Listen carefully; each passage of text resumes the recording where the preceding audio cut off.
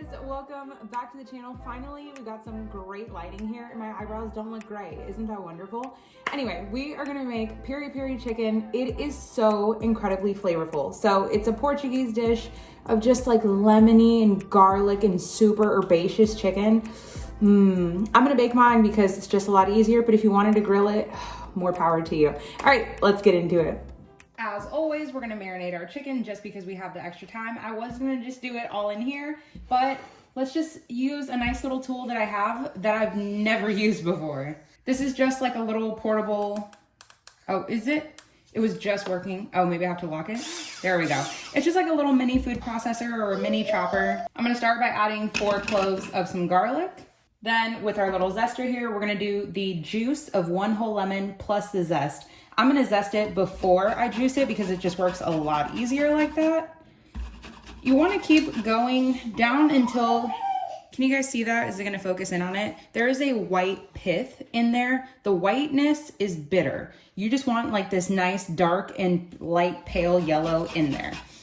I'm shooting for about a teaspoon of it, but whatever I get is whatever I'm gonna use. All right, zest is in there. Now we can add the juice. That is most definitely the juiciest lemon I've ever had in my life. That's like almost 1/3 of a cup. It's like way over 1/4 of a cup. Oh, it's gonna be so good. Now we're gonna add about equal parts of orange juice. So 1/4 of a cup of some lemon juice and 1/4 of a cup of some orange juice. Also gonna add 1/4 of a cup of some olive oil. If you have avocado oil, you could do that as well. This one is just a garlic infused one from Aldi. These are pretty good. I think they were maybe $3-ish, and I really like them. So worst case scenario, you don't have olive oil or avocado oil. The olive oil in this recipe is really, not just this garlic one, just olive oil in general is really gonna be like a keynote flavor profile in here. So you could use vegetable oil or canola oil, but you're not gonna get that great of a flavor. And I definitely would not use 1/4 cup. I would recommend 1 to 2 tablespoons. Then we can give it 2 teaspoons of some paprika. As I always say, paprika is just for color. There really is absolutely no flavor. Then we can do a teaspoon of some oregano, teaspoon of parsley, 1/2 teaspoon of some red pepper flakes. Truly depends on how spicy you like it. A teaspoon of salt because we're doing a good amount of chicken, and about 1/4 teaspoon of some black pepper.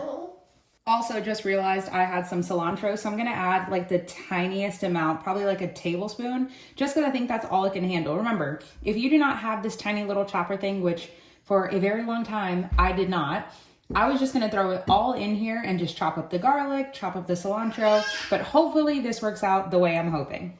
If not, it's still gonna taste good. It just might not look as cute. All right, now we can add the lid and let's pray that this works. Oh yeah. And, okay, everything is chopped pretty nicely. There's a couple of little clumps of some garlic here, but it looks like minced garlic to me.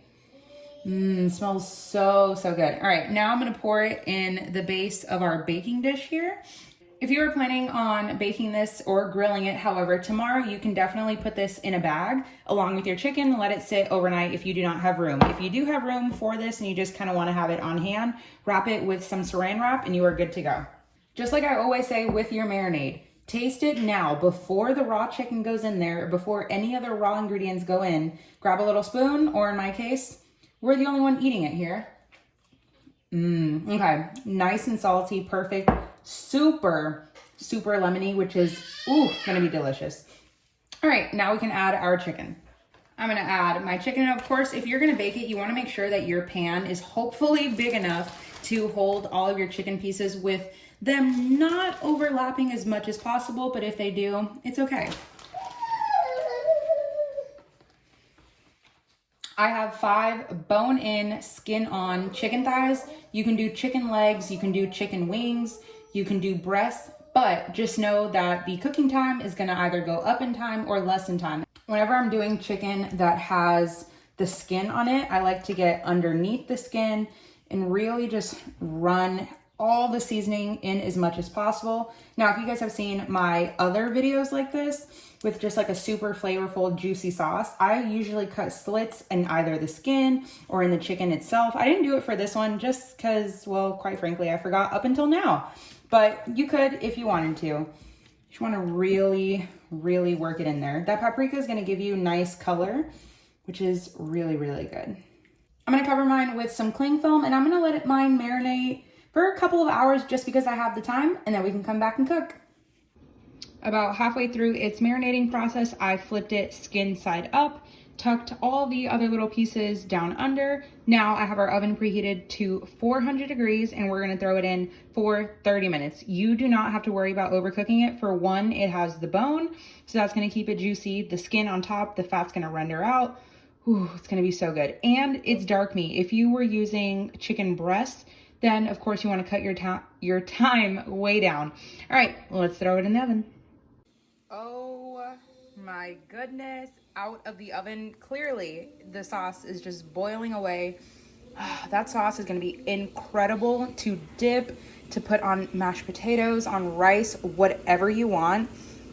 Some crispness, not all of it got crispy, I'm not even gonna front. It just didn't because of all the liquid down on the bottom. But if you were to drain your liquid off, all of the skin would be just as crispy and beautiful as that. Of course, you could turn your broiler on. I think this is great. There's the tiny bit of mushrooms left because they're so good. I just cannot stop eating them. Got some corn going. Dinner is served. Wow. Wow. Wow.